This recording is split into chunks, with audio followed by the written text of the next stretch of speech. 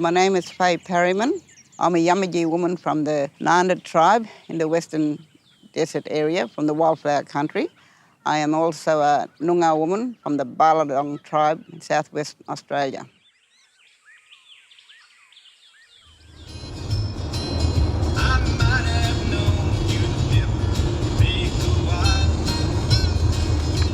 When I first was employed by PRC, I was in the knowledge exchange team where there was the development of the IFS program guide.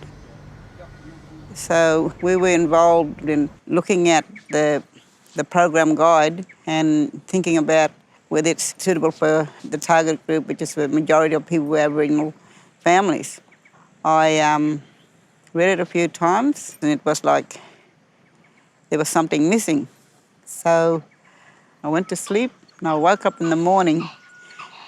In my dream, I seen the picture of the yarning mat. And when I painted that, I could see everything from the IFS program.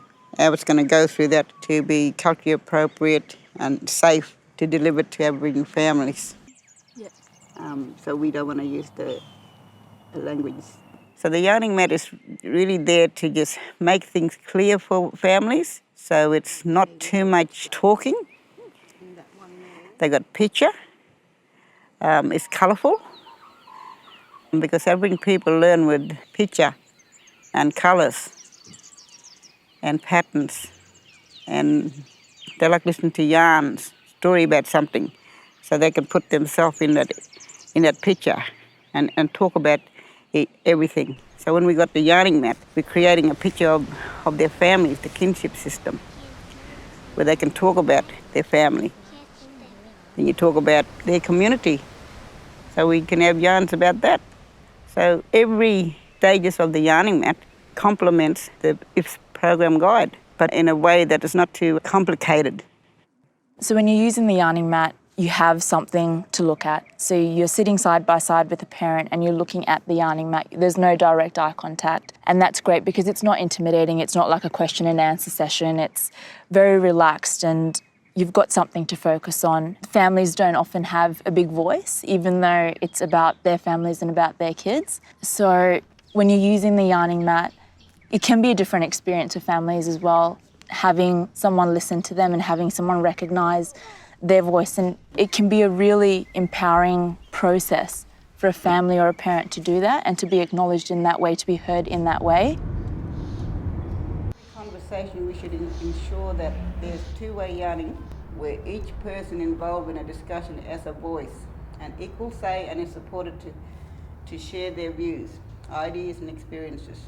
After you've done the training, Faye does a lot of follow-up as well. So when I've actually gone out to use it with my family on the 2 occasions, we've done preps before we've gone out to the family. We've identified what our purpose is for using the yarning mat, how we're going to use it and what we're looking for, what outcomes we're looking for from that session with the family when we're using the yarning mat. And then I've gone out with Faye together, visited the family, done the session with the family, used the yarning mat, and after the session also debriefing on how that went and how I used it and how I could improve. When I saw Sashini using the yarning mat the other day and explaining it to me, I could see that her tone of voice had changed as well, and there was a lot of calmness in that. And then that was sort of, transferring over onto me. So that's the hope of using the yarning mat, that when you're out in the setting in the community, that the clients be able to open up a lot more.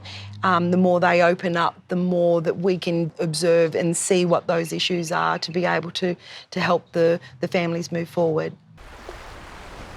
The yarning mat is very special to me because I know from experience there's a golden key to opening up, that conversation to the minds, to the hearts of people and respecting them, looking at them, and being patient to take their story.